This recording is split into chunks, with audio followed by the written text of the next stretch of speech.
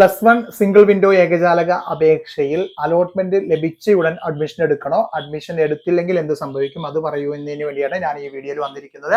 Video skip ചെയ്യാതെ മുഴുവനായും കണ്ടോളൂ. എന്തെങ്കിലും സംശയങ്ങൾ ഉണ്ടെങ്കിൽ കമന്റുകളായി ചോദിച്ചു കഴിഞ്ഞാൽ പരമാവധി പെട്ടെന്ന് നിങ്ങൾക്ക് മറുപടി തരുന്നതാണ്.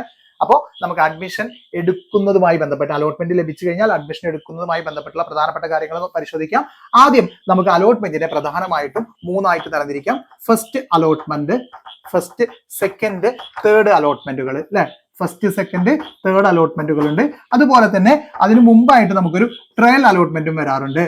അപ്പോൾ ആദ്യം ട്രയൽ അലോട്ട്മെന്റ് എന്താണെന്ന് നോക്കാം. ട്രയൽ അലോട്ട്മെന്റ് ഇത്രയേ ഉള്ളൂ. സിംഗിൾ വിൻഡോ ഏകജാലക അപേക്ഷ പ്രകാരം ഫസ്റ്റ് അലോട്ട്മെന്റിൽ നിങ്ങൾക്ക് ലഭിക്കാൻ സാധ്യതയുള്ള സ്കൂളും കോഴ്സും നമുക്ക് ട്രയൽ അലോട്ട്മെന്റിൽ അറിയാൻ സാധിക്കും.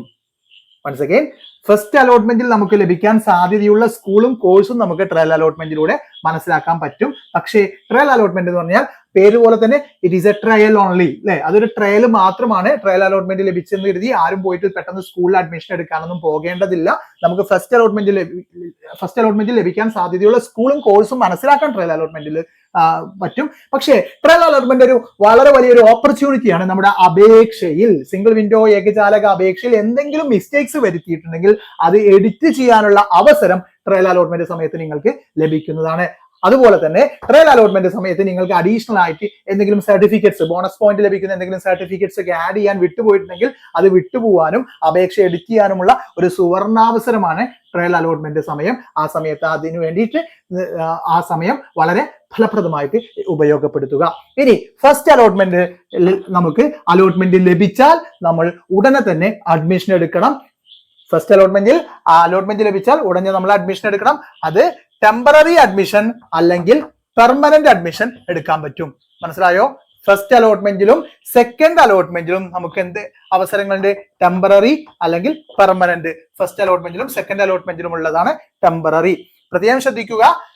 എപ്പോഴാണ് ടെമ്പററി അഡ്മിഷൻ എടുക്കാൻ പറ്റുക എന്ന് ചോദിച്ചു കഴിഞ്ഞാൽ നമ്മുടെ അലോട്ട്മെന്റ് അപേക്ഷയിൽ നമ്മൾ നൽകിയ പ്രയോറിറ്റി ലിസ്റ്റ് പ്രകാരം ആദ്യ സ്കൂളിൽ കോഴ്സ് അല്ലാതെ മറ്റേതെങ്കിലും സ്കൂളിലോ കോഴ്സിലോ ആണ് നമുക്ക് അലോട്ട്മെന്റ് ലഭിച്ചതെങ്കിലാണ് ടെമ്പററി അഡ്മിഷൻ എടുക്കാൻ പറ്റുക. ഉദാഹരണത്തിന് ഫസ്റ്റ് അലോട്ട്മെന്റിൽ ഒരു വിദ്യാർത്ഥിക്ക് അവർ നൽകിയ ഓപ്ഷൻ പ്രകാരം 3ാമത്തെ സ്കൂളോ കോഴ്സോ ലഭിച്ചെന്ന് വിചാരിക്കൂ. അപ്പോൾ ആ വിദ്യാർത്ഥിക്ക് വേണമെങ്കിൽ ടെമ്പററി അഡ്മിഷൻ എടുത്തു കഴിഞ്ഞാൽ പിന്നീട് സെക്കൻഡ് അലോട്ട്മെന്റിൽ മുകളിലുള്ള 3ാമത്തെ സ്കൂളും കോഴ്സും ലഭിച്ചു കഴിഞ്ഞാൽ മുകളിൽ പിന്നെ 2 സ്കൂളും കോഴ്സും അവിടെ അവശേഷിക്കുന്നുണ്ട്. ആ ഏതെങ്കിലും ഒരു സ്കൂളിലേക്ക് സെക്കൻഡ് അലോട്ട്മെന്റിൽ മാറാൻ അവസരം ഉണ്ടാവും.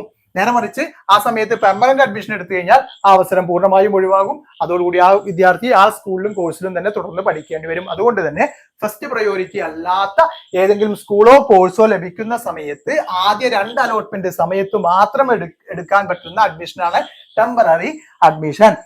പെർമനന്റ് അഡ്മിഷൻ എടുത്തു കഴിഞ്ഞാൽ പിന്നീട് സ്കൂളും കോഴ്സും ഒന്നും മാറാൻ പറ്റില്ല. പിന്നെ പ്രത്യേകം ഒരു കാര്യം കൂടെ ശ്രദ്ധിക്കുക. ആദ്യ പ്രയോറിറ്റി നൽകിയ സ്കൂളോ കോഴ്സോ നമുക്ക് അലോട്ട്മെന്റിൽ ലഭിക്കുകയാണെങ്കിൽ പെർമനന്റ് അഡ്മിഷൻ മാത്രമേ എടുക്കാൻ പറ്റുകയുള്ളൂ. അപ്പോൾ ടെമ്പററി അഡ്മിഷൻ എന്നുള്ള ഒരു ഓപ്ഷൻ ഉപയോഗിക്കാനും കഴിയില്ല.